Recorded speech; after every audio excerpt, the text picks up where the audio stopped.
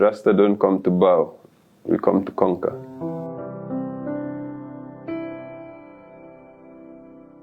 A lot of people on social media did not even do any background work on me. They just dismissed me because of my appearance. So maybe, and I did say that in the press conference, maybe you should listen to what I have to say. Maybe you should dig into my background before you decide. Because if you check it, all the people that have been here before know how to dress impeccably. But the country is still frustrating most of us. Yeah. So maybe what we need is somebody that is not that well dressed, but has better intentions. I have better intentions.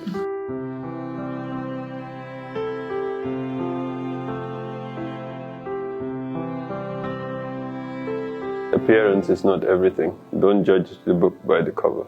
I'm a Gambian and I qualify to stand for president just like everybody else that is standing. And before I started, everybody was saying, well, if you're serious about being president, maybe you should consider cutting off your hair. Gambia is too conservative, they wouldn't accept the Rasta man. But it's the Rasta man, or the dreadlocks, that gave me all the attention. And the 17 parties are still struggling for attention.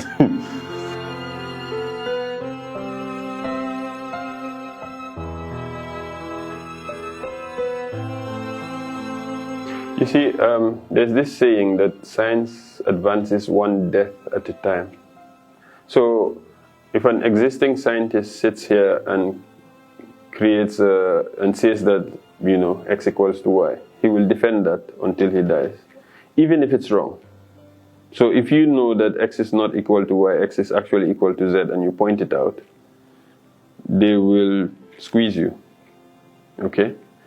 It's the same in politics. It's human nature. People don't like to be wrong. People will defend their wrong even when right is pointed to them. And that's why I believe in that one-term presidency. It's a way of bringing in fresh ideas all the time. Every 5 years, you have a new set of people that come and move it.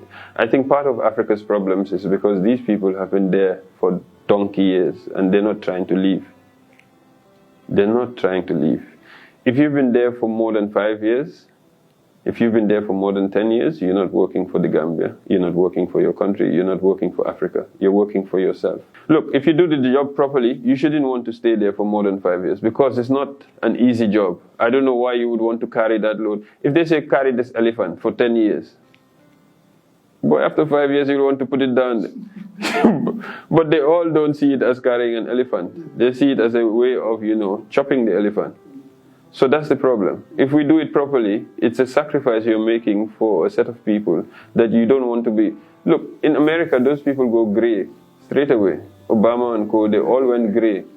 If you're doing your work properly, you shouldn't want to be there and be the only brain in the world. No.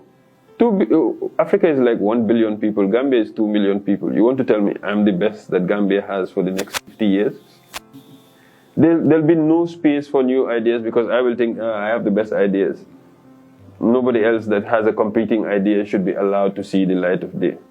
No. So my biggest thing is the one-term presidency because when you're in, it's a different thing from when you're out.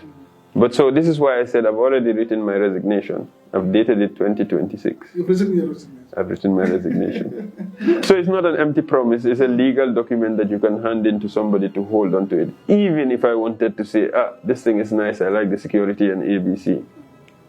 The resignation is there. Based on the things that I've seen, I support the legalization of cannabis. It takes a government and a national parliament. It's not a president alone that can come and say overnight, weed is legal. It takes a national parliament to discuss it and approve it. I said, as a nation, we should have a conversation because there's an elephant in the room and we are all ignoring it. If you go to any of these big, now our local artists, at least they're filling the stadium. If you go to the stadium for any of those shows, it's only cannabis you will smell. And the police are sitting right there. But because it's 10,000 strong, they cannot do anything. You see what I'm saying? Anybody that wants to smoke here can smoke. Okay, it's only the few that get caught that will have to now give some money to be left alone. Okay, the ones that don't, you lock them up for smoking. Now you put them in with the criminals and they'll learn how to do crime proper. You know, those things are wrong. If the UN has decriminalized it, and if the WHO is saying there might be medical benefits of cannabis, then maybe we should legalize it and start looking into things like that, because it's hypocritical to allow alcohol and cigarettes and then say no cannabis. I've never seen anybody being arrested for buying a bottle of beer or drinking it in public. So I'm saying as a nation, we should look into that. It is profitable. People are making billions. Morocco, Uganda, they're making billions from this thing.